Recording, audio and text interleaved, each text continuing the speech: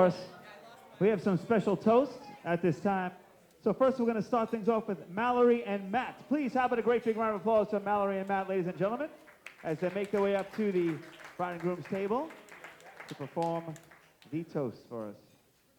Thank you.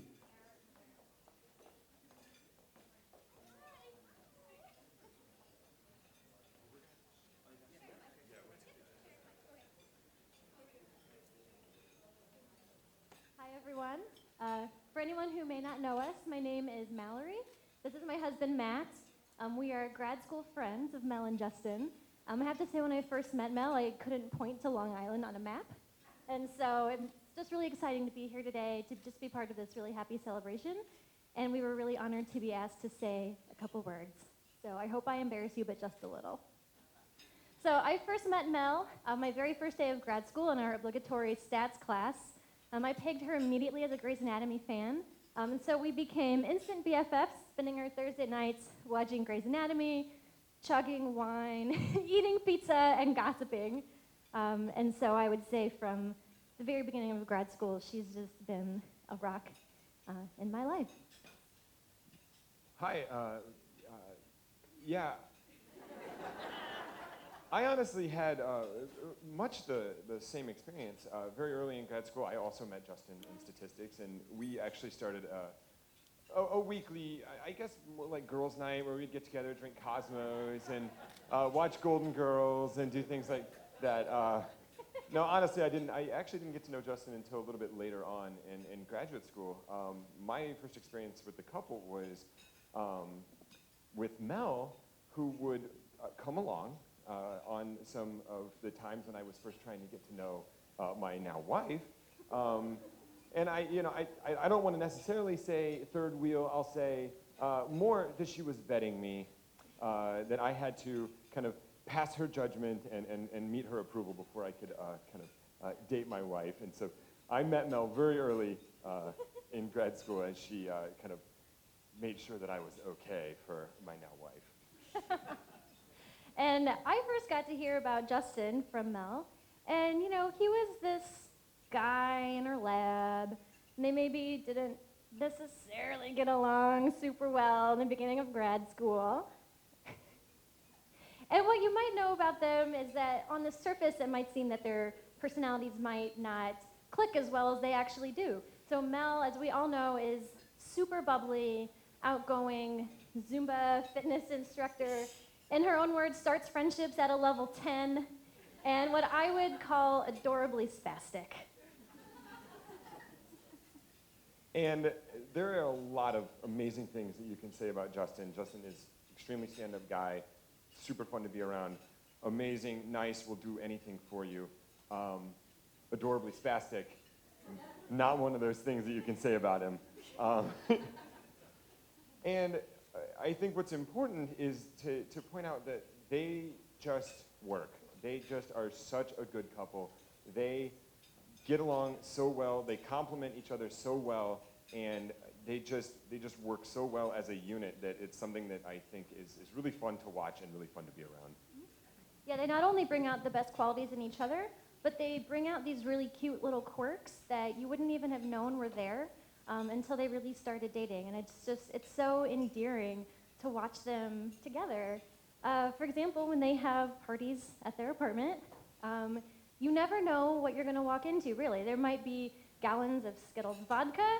There might be just stacks and stacks of waffles that Justin decided to make, and now we're all going to eat.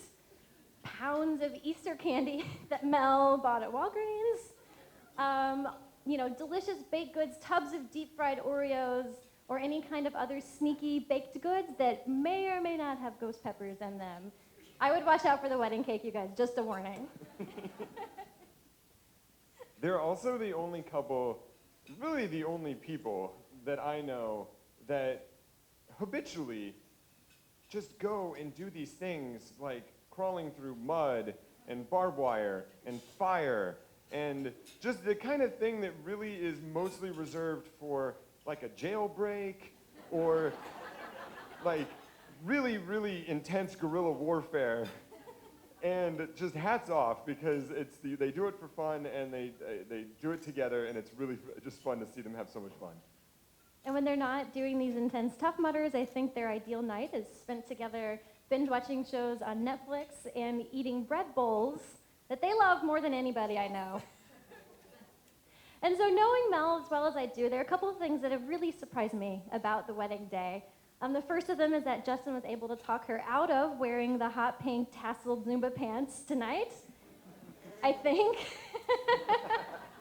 And that there is not going to be a choreographed wedding party Zumba dance. I'm sorry if you still thought that was going to be a surprise later. And one of the other really surprising things to me is just the absence of, I think, two really important individuals that aren't here tonight because they're cats. Daisy and Mason are the cats that Mel got very early in grad school that are just a couple big sweeties, and they are very near and dear to my heart, and I know very near and dear to Mel and Justin's heart as well. But thankfully, it is very, very easy to keep up with Daisy and Mason on any number of social media venues because Mel likes taking pictures of the cats, if you don't know this. And if you don't know this, it's because you probably don't have an internet connection. And honestly, we can't just put this all on Mel, because Justin has taken a number of what I can only describe as cat selfies. So I am never wanting for knowledge and updates about Daisy and Mason, because I can always just click online and see what those two little fur balls are up to. I just know, I'm so glad these two lovebirds found each other. Without each other in their lives, I've seen it. I know I would get a lot more videos from Mel at 2 in the morning in an oversized Walmart sweatshirt, practicing Zumba moves. Raise your hand if you've also gotten one of these videos, yes. And I think Justin might have a lot more nights spent playing Diablo and eating exclusively tuna melt sandwiches. But all joking aside, I know that we can't really overstate how much you two mean to us and how much fun it has been getting to know you guys and watching you guys grow as a couple. We spend a lot of time in Champaign together, and we've been apart now for what seems like a lot longer. It's really just been like a month, and given grad school, sometimes we wouldn't see each other for a month in Champaign, but it just feels so much longer because we just got so used to having you guys around, having you guys there for us, knowing that you could do, or that you would do anything for us, and just having that comfort of such a good friend that we had in a really rough time of grad school, because it's really tough. And we just really miss you guys, and we love that we have you in our lives, and just know that we just are sad to be apart from you now. Yes, you guys, you were honestly the best.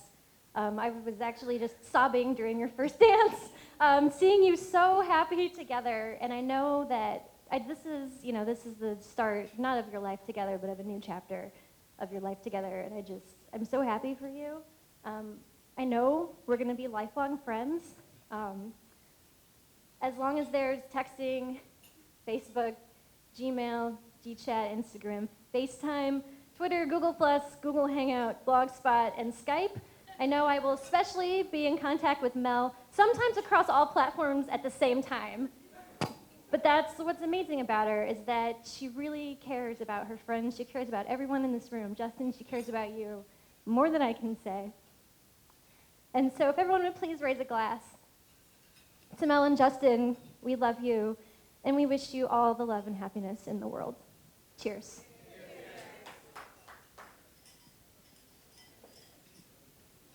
Well, thank you.